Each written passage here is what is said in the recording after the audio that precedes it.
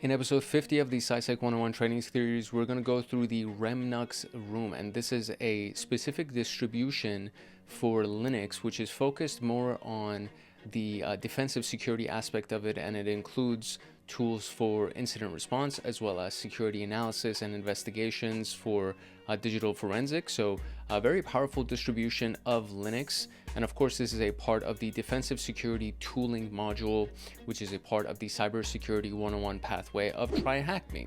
So I am very excited to actually go through this with you. It has the of course, we're going to use a virtual machine for this. We're going to go through file analysis, fake network to aid analysis, memory investigation, evidence processing, and the conclusion. This is a subscriber only room inside of TryHackMe. So if you want to get a membership to it, you can use the link in the description below and you'll get a discount on it. And specifically, it actually offers REMnux, is what I'm talking about. It offers kind of like a sandbox environment for you to do everything that you need to do for your investigations, as well as incident response, as well as security analysis. So it's a very powerful distribution. Very excited to share it with you today, and that's what we're gonna be talking about. If you're serious about your CySec training and want to get access to me on Discord, consider joining Hackaholics Anonymous. We have 4 tiers: the supporter, agent, guardian, and master. Each tier gets their own Discord server and early access to content. The agent, guardian, and master levels get exclusive content, bug bounties, exclusive downloads, monthly Python automations, live streams with me every month, plus so much more. And to join, you can simply click the link in the description below, or you can go to our homepage and click the join button there, or you can go to youtube.com/@HankHacks/hackers/join, and you will be able to join Hackaholics Anonymous. Now, without further ado, let us jump into the REMnux room. So if you've done anything inside of cybersecurity before, you can understand that there's a lot of different tools that are available for a variety of different scenarios and use cases. And usually when you're going through some kind of an incident which is ongoing, meaning it's continuous, it hasn't been resolved yet, and you need to address it by using a large variety of different tools. The way that if you can consolidate all of your tools into one location, it ends up saving you a lot of time and energy and ultimately headaches and things like that. And so REMnux is meant to be one of these distributions of Linux that can actually do that for you.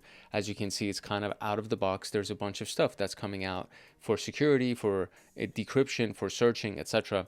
So this is the specialized Linux distribution. It includes Volatility, Yara, Wireshark, OldDump, and iNetSim, and it has a sandbox environment for dissecting potentially malicious software without risking the primary system. And it's already set up in our lab, and that's what we're going to be using. And so we have, exploring the tools that are inside of it, learning how to use those tools to analyze potentially malicious documents, learning how to simulate a fake network to aid in the analysis, and the familiarity with the tools that are used to analyze memory images. So these are some of the objectives of this video today.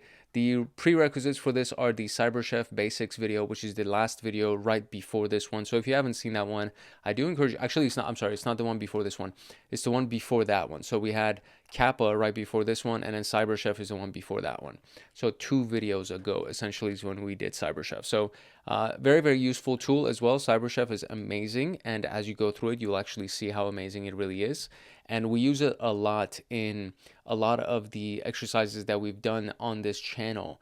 This is a resource. It's probably the one resource that we have visited the most across the entire channel, because there are so many different applications for it, and it makes life so very easy when you're dealing with formatting for encodings and decoding, and formatting for encryptions and decryption, and I mean, a lot of stuff. So extracting data from files, or extracting data from large blocks of text, and etc., etc. A lot of very, very useful stuff comes out of CyberChef, and we're going to be using it for this video as well. So these are the objectives. That's the prerequisite. Now let's jump into the actual machine setup. Actually, I think I've already done this as well, so I don't need to really do this here. But this is a virtual machine that's available to us that has the REMnux distribution already installed. So we're just going to be using that. You can get REMnux from the Linux website specifically, and I'll show you exactly where that is. The official website for downloading REMnux is indeed remnux.org. So just make sure that you download it directly from this website. Don't go crazy and download it from a pirate website or some third-party distribution, anything like that. Make sure you direct all of these types of installations and operating systems from the direct website itself, mainly because you never know what people may have injected into these download files, and you don't want to mess with that. So this is the actual website to download REMnux. You can install it on a USB drive and boot it directly from a USB, or you can download it as one of your virtual machines using a tool like VirtualBox or something like that. So this is how you would get REMnux to install on your computer. And then once you have this, you can go ahead and run the rest of the exercises with me, or if you have TryHackMe, then you just log into the room with TryHackMe, and then we can run the exercises together. All right, so for file analysis, there is a tool available on REMnux called the oldump, which is actually a Python file. So you can use that to do static analysis on a potentially malicious Excel document, and it analyzes OLE2 files, commonly structured storage or compound file binary format. It stands for Object Linking and Embedding, and it's a technology developed by Microsoft. And they're typically used to store multiple data types like documents, spreadsheets, and presentations inside of a single file. And it's very handy for extracting and examining the contents of these types of files. So this is where oldump.py actually comes in, very useful. And it's very often used for forensic analysis and digital forensics and malware detection. So you can use it, but if you're actually inside of the TryHackMe room here, you can use it by navigating to this specific location, and the target file that we're going to be analyzing is the agent tesla.xlsm, and we're going to run this specific command. So this is what it looks like if you run the command, and this is the example output that you would get. Based on the analysis, a VBA script might be embedded in the document and found inside this specific path. Therefore, oldump will assign this with an index of A, and it can sometimes differ, obviously. So A index is plus the numbers are what we call the data stream. So this is the location, and then we have the number associated with the things inside of this location. So these would be potential data streams.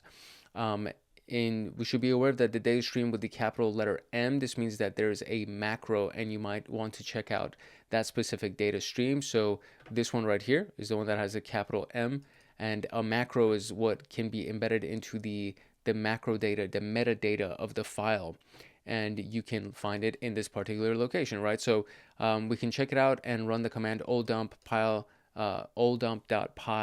against that, and then do the S4. And it'll run the data stream that is relevant to number 4, which is this piece right here. So you do S4 for stream 4, and the S parameter is short for select, and the number 4 would be the data of number 4. So, and that's the one that actually has the macros in it. So if we run that right here, this is what the command actually would look like, and then this is what the results would look like. So we have all of this hexadecimal and binary data, and then we have this ASCII base 64 encoded portion right here on the side. And what do we have? So let's see, there's some, you can technically kind of read some things inside of it, although most of it seems jargon because of the way that it's been formatted. There seems to be some kind of an IP address in here. There's a PDF document extension. There's a script for shell that has ran. So based on the results above, we have the hexadecimal dump format. There might be some familiar words with a trained eye. However, this is still challenging for us because technically we are in CySec101. So let's make it more readable. And so we can run additional parameters, which is the VBAD-E compress or VBA decompress. VBAD-E. So VBA decompress. When we use this, oldump will automatically decompress any compressed VBA macros it finds in a more readable format. So this is what the command would look like: oldump, and then the file itself. We're selecting the 4, and then we're going to use VBA decompress at the end of it, or VBAD decompress. That's hilarious. And then this is what the results would be. So it would say this is the name for this, the base encoding for it. Global namespace doesn't have any. Creatable, no. Pre-declared ID is true. Exposed is false. Template drive is false. It is customizable. Private sub workbook open. What else do we have over here that might be interesting? The SQT new seems to have a bunch of stuff in it. So Windows or Windows style hidden execution policy, bypass temp file, get temp file, rename item, new name, replace temp executable, pass through, invoke web request. The URI is this location, and then this is the document. Executable is downloading from that location. Out file, which is going to be the output, is going to be that temp file, and then start the process. So that's the full command that we can kind of decipher from that whole thing over there. So now we don't need to be able to read the whole script, but we can familiarize ourselves with some characters and commands. And our interest here would be the value of SQT new, which is what we just analyzed. There's a public IP, PDF, executable.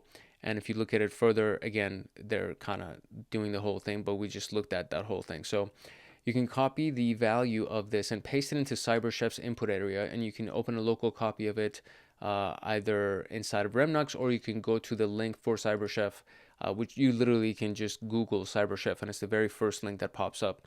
And so when you put the entire value of that inside of this, and the recipe that they're using here is the find replace recipe with two different find replaces. So they're taking the find and replace, and they're replacing all of the asterisks with nothing, so with an empty location, and they're taking all of the kind of these like up arrows that we see also with nothing. So it essentially just removes all the asterisks and all of the up arrows, and then it turns it into this full command that you see right here, which is the clean version of that command. And inside of that, this is all the stuff that we actually have over here, right? This is the full script that was available to us.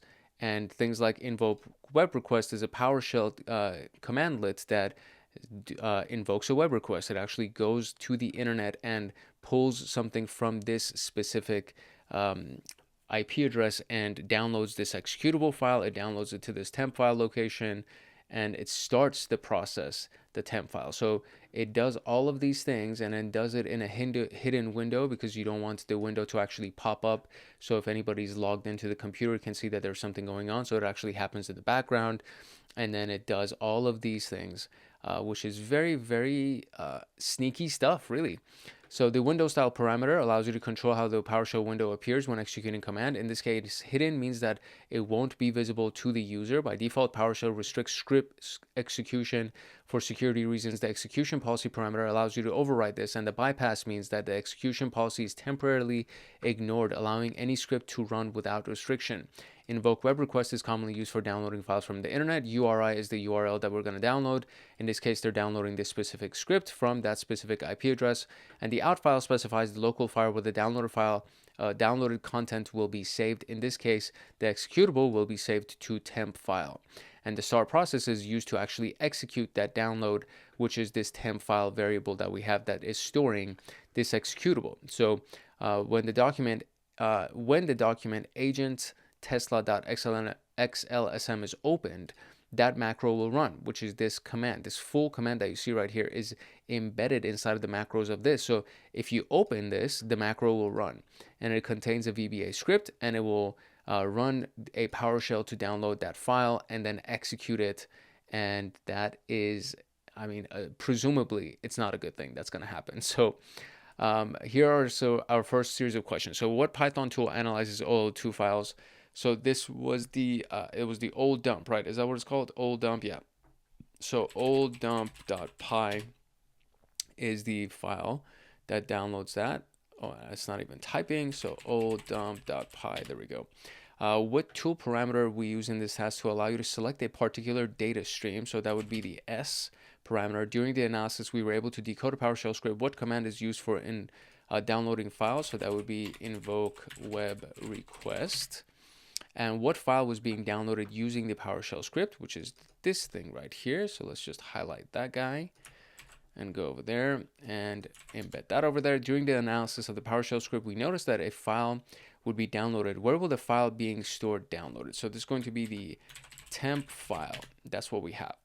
And using the tool, scan another file named possible malicious doc located in this directory. How many data streams were present? Using the tool, scan another file, possible malicious doc located in the, okay. At what data stream does the tool indicate a macro present? So now we actually get to run this tool, which is exciting. So now we actually get to run it, which I'm very, very excited about. So first we need to go to this location. So what do we have? We're going to go cd home ubuntu desktop tasks agent Tesla. All right, and there it is. So let's do a list here, and we do have agent Tesla XLSM, and then we have possible malicious doc. So now we're going to do old dump.py, and then we're going to do possible underscore malicious dot doc x, like that, just like that. Boom. And now it's going to run, and then let's see what data we can get. Oh, that was pretty quick. There we go. Good stuff, good stuff. All right, so select stream 8. This stream 8 right here has the capital M next to it that actually has macros. And so it's selection number 8, which is the one that has the macros. And then how many data streams were present? 16 data streams are present. And there we go. Now we actually ran old dump. This is actually very, very cool. I love this so much. It makes it so easy to analyze any given file to see what's in it. I love this freaking distribution of Linux. That's amazing. REMnux. Okay, cool. All right, so now we can do a fake network to aid our analysis. Let's do that. So the opposite of static analysis would be dynamic analysis. And in static analysis, we're just looking at something without running it, without opening it. When you do dynamic analysis, you actually run the thing, or you open the file, you run the software, whatever the activity is, you actually do the activity. And so what we're doing in this case is we're doing it to observe the behavior of whatever that potentially malicious item is, especially what it's going to do inside of the network. So there are a lot of ways that obviously you could do this. You can create an entire infrastructure, a virtual environment with different core machines and more. And there's also a tool inside of REMnux VM called the INetSim, which is the Internet Services Simulation Suite. And we can use this to simulate a network, right? So for this, we're going to use two machines. The first is the REMnux machine, which is linked to the machine access. And the second is the attack box.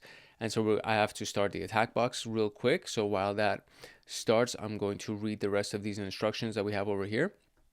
So do note that you can easily switch between the boxes by clicking on them, which is okay, that's fine.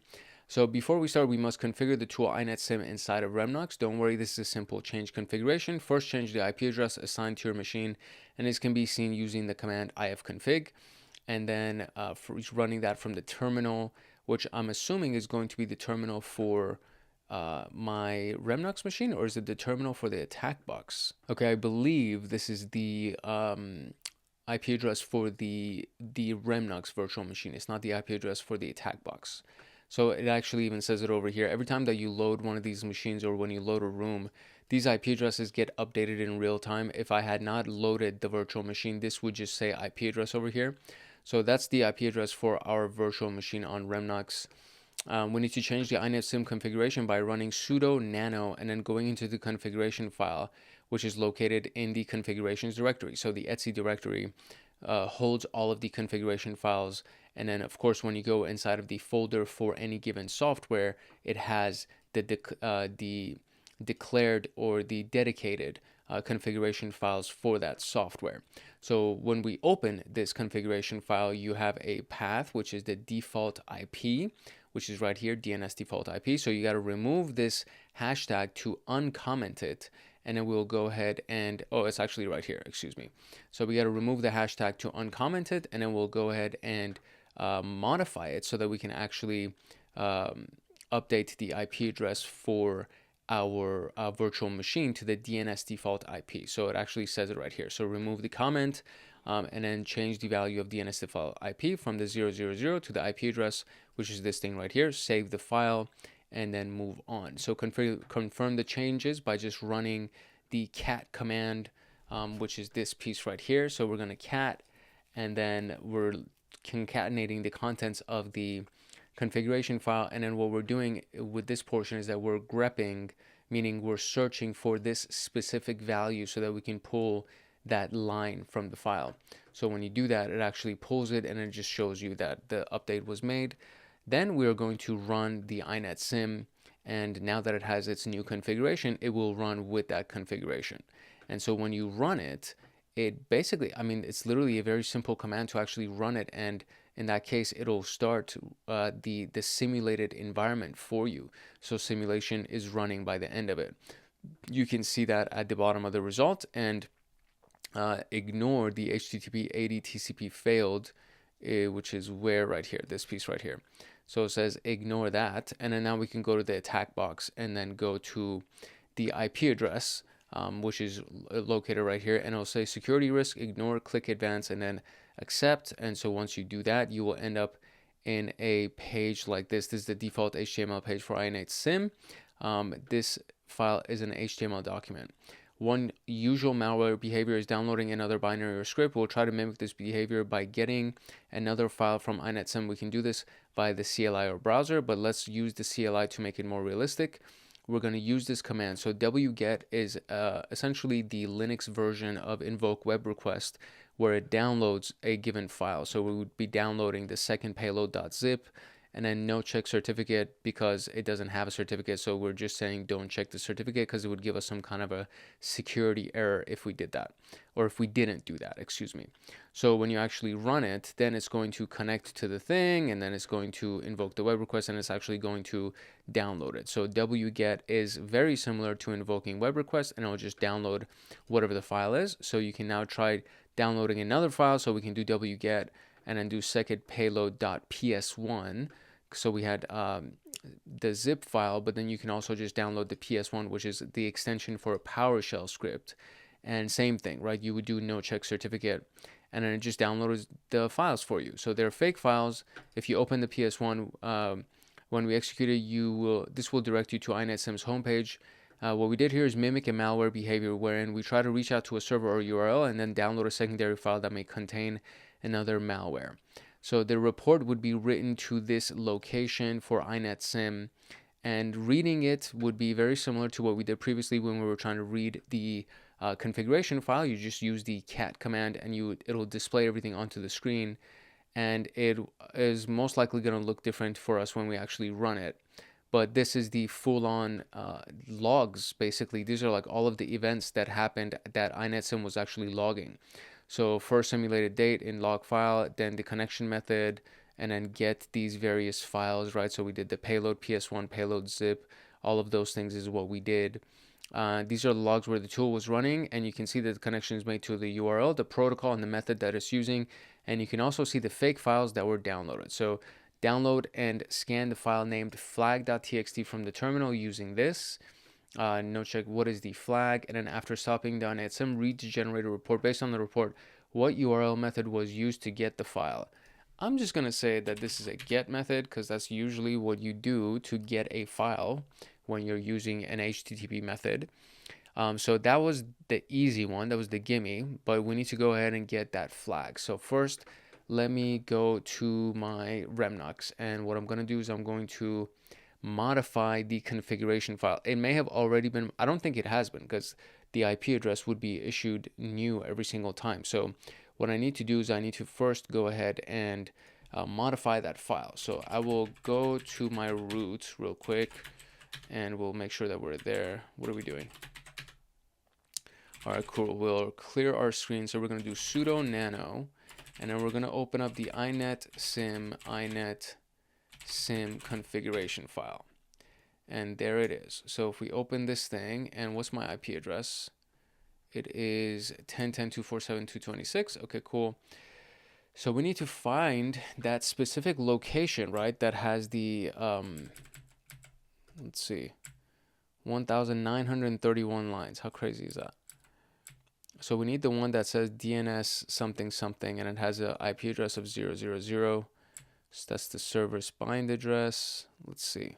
Okay, there we go. So DNS default IP. Now, I think there's also a way that I could have made this a little bit easier. So if I do a search and I go for DNS default IP and then click that button, there we go, DNS, it automatically finds it for you. So that would be probably an easier way instead of manually scrolling through everything. So there you go. And then we're going to delete that hashtag to uncomment this location. And then we're going to delete this piece. And then I'm going to paste it in here. So let's see if that works. It does not work.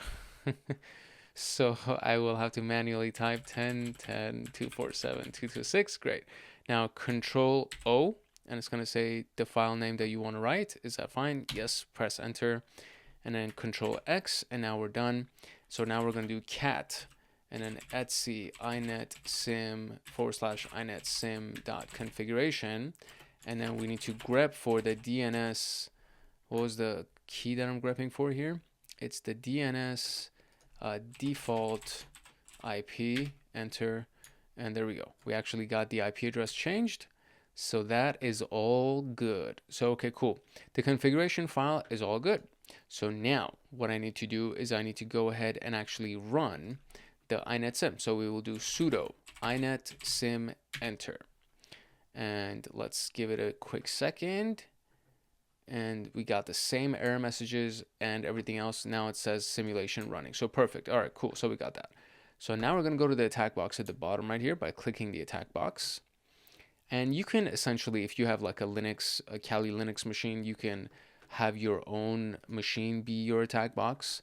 You just need to be able to, if you're doing this in your own environment on one machine, you need to have your inetsim that's running. And then on your secondary machine, you would have your web browser that you would go to try to simulate the connection to that that web server or that overall simulation environment that you've created. So for me, it is the https //10.10.247.226. We're going to get a potential security. So we're going to go click on advanced here.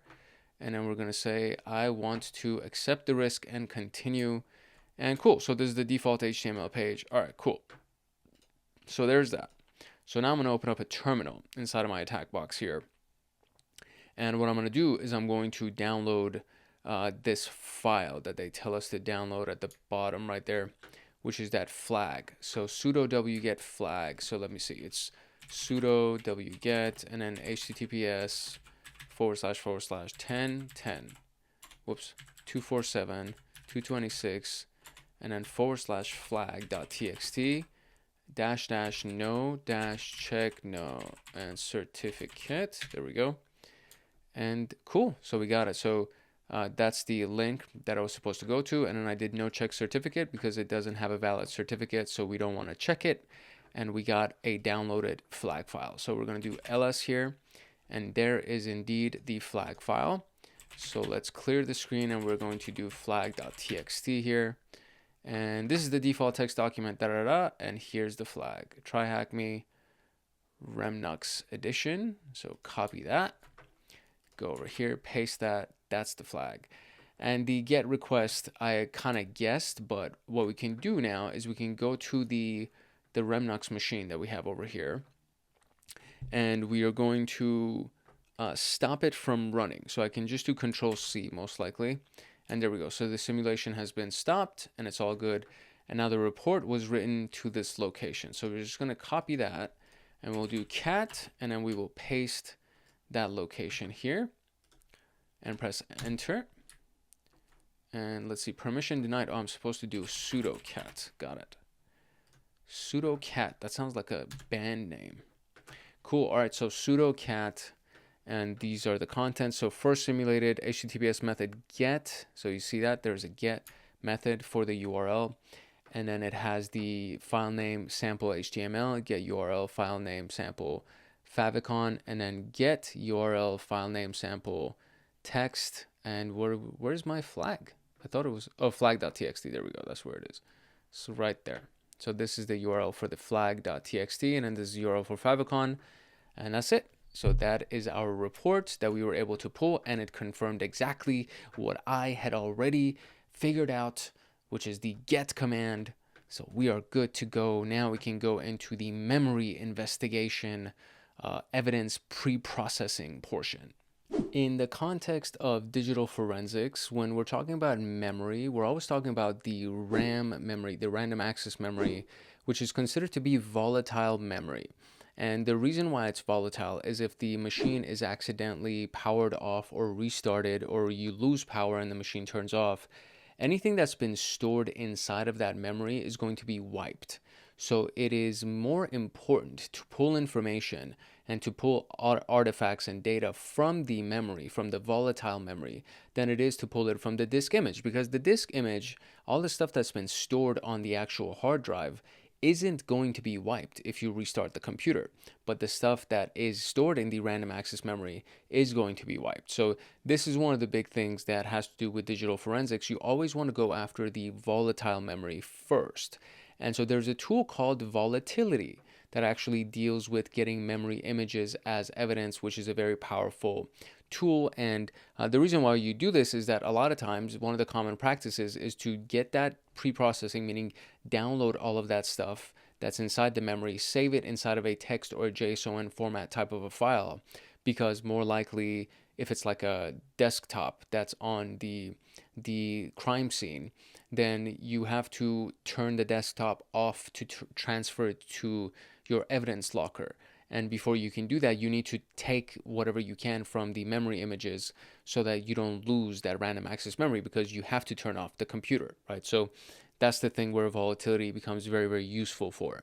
And volatility is pre-installed inside of REMnux, which is very, very useful. So the commands for volatility are executed to identify and extract specific artifacts from memory images, and the resulting output can be saved to text files for further examination. We can also run a script involving the tool's different parameters to pre-process the acquired evidence faster. Pre-processing volatility is one of the things that we are going to learn, because I actually don't even know how to do it, so we're going to do it together. So we're going to use the Volatility 3 tool version. However, we won't go deep into the investigation and analysis part of it. We just need to grab the evidence. So we can write a whole book about the analysis of evidence. Honestly, it's an entire world all by itself. And if you go into digital forensics and incident response, more likely digital forensics, if you go into digital forensics, you're going to do very well, because you can work for the FBI, you can work for the police department, the government, and they pay fairly well. If you work for a private company, you'll probably get paid more than you would if you work for the government. But all in all, it's a pretty cool gig. And of course, you're dealing with crime scenes, and it's pretty cool stuff. So we want to be familiar with and get a feel for how the tool works. So we're going to run the commands as instructed. And each plugin takes 2 to 3 minutes to show the output. These are some of the parameters or plugins that we're going to end up using. And we're going to be focusing on the Windows series, which is all of this stuff. So the PS-Tree, PS-List, CMD-Line, File Scan, DLL List, Malfind, and PS-Scan. Notice that each one of these has Windows, PS-Tree, and then there's a capitalized P and a capitalized T like that.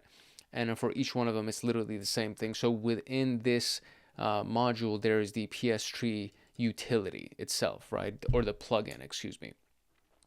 So we are going to run sudo su to actually switch to the user. And then we're going to navigate to this location, and the file would be wcry-mem. And we will run each plugin after the command vol3 file wcry-mem.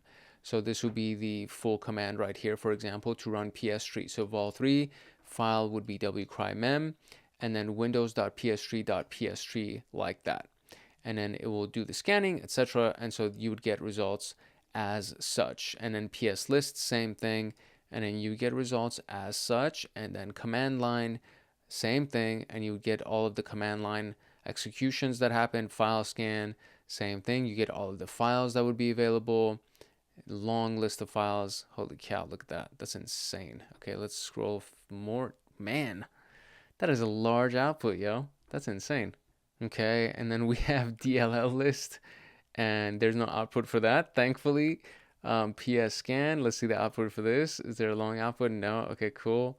Malfind, and that's pretty much it. Okay, so potentially malicious documents would also be scanned using Malfind. So for more information regarding all the plugins, we can actually go to the link for Volatility and look at the plugins package on their website, which is a pretty in-depth and comprehensive list of plugins that are available. There's also a volatility video that's on this channel that you can go check out. It's part of the Digital Forensics Incident Response playlist. You can also just search for volatility and you'll be able to find that. I think there's actually like 2 or 3 videos on volatility.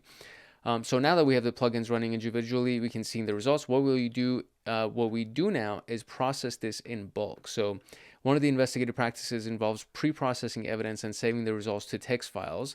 And the question will be, how do you do that? We're going to create a loop statement. So it's going to be like this.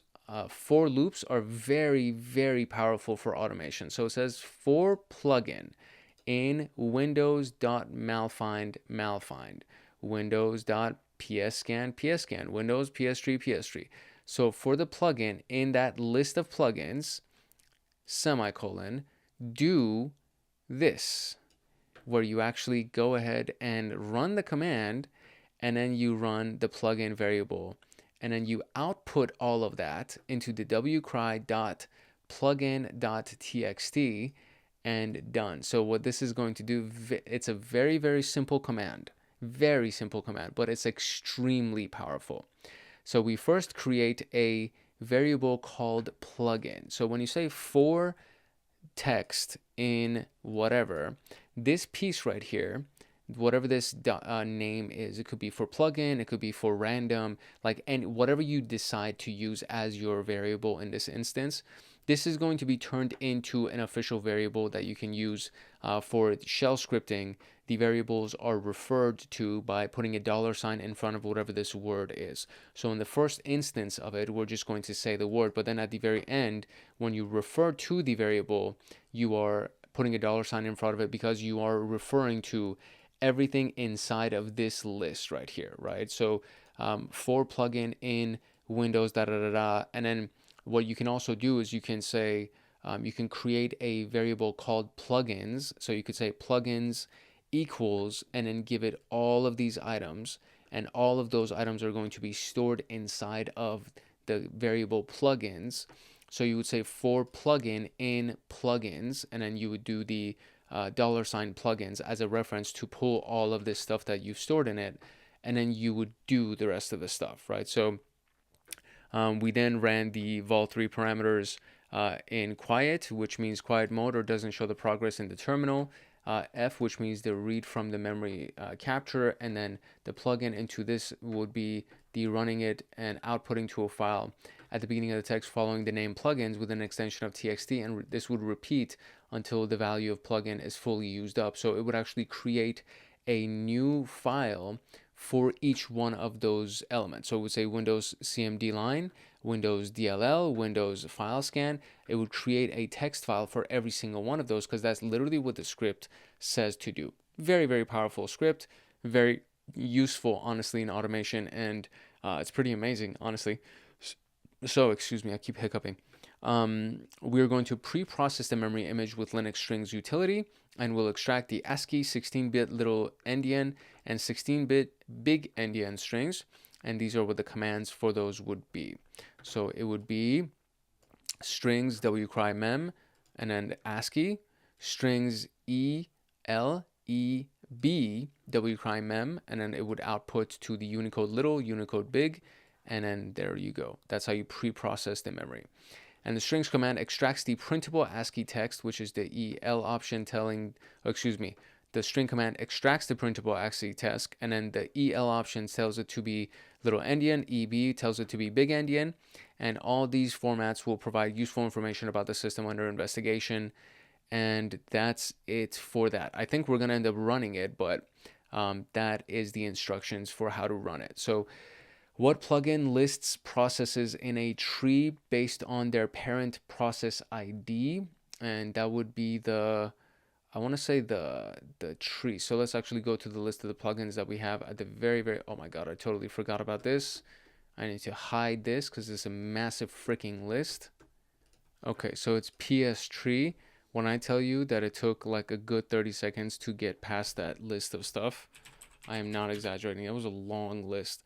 What plugin is used to list all currently active processes in the machine? So we go up here. This will be for processes present in a particular memory image would be psscan DLL list would be the memory image. What else do we have? File scan, CMD line. PS list is to list all the currently, okay, so PS list is for the active processes. PS tree would list everything based on their process ID. So PS list is for active. What Linux utility tool can extract the ASCII 16-bit and all of that, which is the very last thing that we had over here, which is our strings. So that's the strings tool. By running vol3 with the malfind parameter, what is the first process identified suspected of having an injected code? So if we go, let's see if it's the one that they're referring to when they actually ran malfind themselves, because they did run it over here. But there is no output for this though, so I wonder what I'm supposed to be. Is there a file that I'm supposed to scan? So let me see. Yes, so this was actually the file, which is the wcry-mem. Obviously, we actually have it available in our lab. So first we have to do sudo su to switch the user. So we'll just do that. And there we go. Now we are officially root. And so what we're going to do is we're going to go to that location real quick. So I'm going to cd home ubuntu desktop tasks and then wcry memory image. There we go. And so in here, there should be a wcry mem file, and there it is. So we're going to do vol3, and then we're going to do fwcry.mem, and then we're going to do the malfind command, which was the one right here. So it is windows.malfind.malfind with a capital M. And there we go. So that's the command. Let's give it a couple of seconds. Let's see how long it takes. All right, so there it is. Okay, so the very first file is actually csrss.exe, and then we had multiple instances of winlog or winlogon.exe, but the very, very first one is the, what is it, csrss.exe. So that's the one, that would be the one right here, csrss.exe. Very good, cool. Continuing from the previous question, what is the second process identified from having the injection code? So that was the winlogon, which is this piece right here. So we will do winlogon.exe. And by running the vol3 with the DLL list parameter, what is the file path or directory of the binary wanna decryptor at.exe? So I'm guessing they have not done it for us, because there was a few of them that didn't have an output. So malfind, pscan, DLL list. Yeah, so DLL list doesn't have an output either. So we're going to run the whole thing, and then we're going to do it with the Windows DLL list on wcry. So let's just go over here. We will do vol3 fwcry.mem, and then it's going to be the DLL. No, excuse me. Windows.dll. Not DLL, it's DLL list.dll list. Enter. There you go. So you need to have a DLL list, all lowercase, and then capital DLL, capital L list. And there we go. So the question says what? It says, what is the file path or directory of the binary WannaCry decryptor? Okay, so this is what I need to do. I'm going to run that one more time. And I'm going to grep for WannaCry because I don't want to search through this. So I'm going to run exact command. I'm going to pipe it into the grep, and then we will do at wanna decryptor at.exe like that. So we ran the full command. So this is the vol3 wcry and then we're going to pipe it into the grep command to search for that. And then we're going to search for that, and let's run it.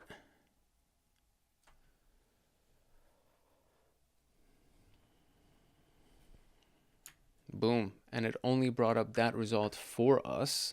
So the path that we're looking for is this thing. So it starts with the C and it goes all the way over here, right there. That's the full path. So we're going to take that and boom, enter. Right, so they actually don't want the last portion. They don't want this WannaCry portion. So it's going to go all the way to this IVQ man perk, whatever, 615. That's where it ends right there. So that's the answer for that. And that's it, my dear friends. We are officially done with the commands on REMnux. Let me tell you, this is a very, very powerful distribution. I already love this. I think if Kali Linux is for pen testing, REMnux is for defensive security. Up until now, Kali Linux was definitely my favorite distribution, and I think it still is my favorite distribution of Linux because I enjoy pen testing and ethical hacking. But for defensive security, I don't think there's anything that comes even close to this, because the tools, excuse me again, I apologize, I feel like that's very disgusting. The tools that are inside of this are super freaking useful. I mean, the very first one that we used, which was the file analysis tool, which was OldDump, that was just unbelievable. The ability to be able to scan a file for macros is a really big deal. It may seem super simplistic, but it's extremely powerful. Very similar to that script that we ran where it's like for all of these things inside of this list, do this. That was like very basic script, and it will create all of these pre-processed files for you. And that's, again, a very powerful, very powerful little tactic that if you just do that, it ends up saving you time, energy, and it ends up doing just so many things for you. It's unbelievable. Very powerful stuff. And then you can output everything into its own given file, and just really freaking cool stuff. So I love that extremely. And I think that right next to Kali Linux, or maybe right underneath Kali Linux, REMnux would be the one which would be my second favorite distribution for Linux. And that's exactly what we used in this particular video. So now we can go ahead and click complete, and we are officially done. We got a chance to simulate a network for a sandbox environment. We got a chance to extract stuff from files. We got a chance to run these various evidence for memory investigation from volatility. Very cool set of exercises that we just ran in this video. It was less than an hour, and I think it was very useful, very impactful. It's interesting. It's like the end of the CySec101 training series is actually teaching me some really good stuff that I think is, again, I just think it's very useful. I don't want to overhype it, but it's genuinely very useful. So yeah, that's it. You're officially dismissed. I just got to make a couple of final notes and you're out of here. If you found this video useful and you would like to get more videos like this, including the ones in the CySec101 playlist, I do encourage you to like, subscribe, and turn on the notification bell. And of course, drop a comment if you have any questions about what we talked about today, or if you have questions about any other topic. Definitely go make sure that you check out all the content on the channel. So for example, the stuff that I was talking about with CyberChef, it's actually on the channel. It's one of the most recent videos that was posted. There's a lot of really useful playlists that are available, like the CySec101, Security Plus, Linux Plus, SOC Level 1, SOC Level 2. There's Network Plus that recently got uploaded as well that I need to just update on this playlist section that we have over here. There's a lot of great content that's on the channel, and there's a lot of great content that's coming out in the near future. So if you'd like to get notified of that, make sure that you like, subscribe, and turn on the notification bell so that you get notified the next time that a video comes out on this channel. If you're serious about your CySec training and want to get access to me on Discord, consider joining the Hackaholics Anonymous membership community. We have 4 tiers: the Supporter, Agent, Guardian, and Master. Each tier gets their own Discord server and early access to content. The Agent, Guardian, and Master levels get exclusive content, exclusive downloads, monthly Python automations, live streams with me every single month, plus so much more. And to join, you can simply click the link in the description below, or you can go to our homepage and click the join button there. Or you can go to youtube.com/@HankHacksHackers/join, and you'll be able to join Hackaholics Anonymous. I hope I see you in the Discord chats. If not, I hope I see you in the comment section. And that is it. It's your boy Hank Hackerson at Hank Hacks Hackers, your favorite network and system attacker/protector. If no one else loves you, Hank loves you. Love, peace, and chicken grease. And I'll see you in the next video. Later.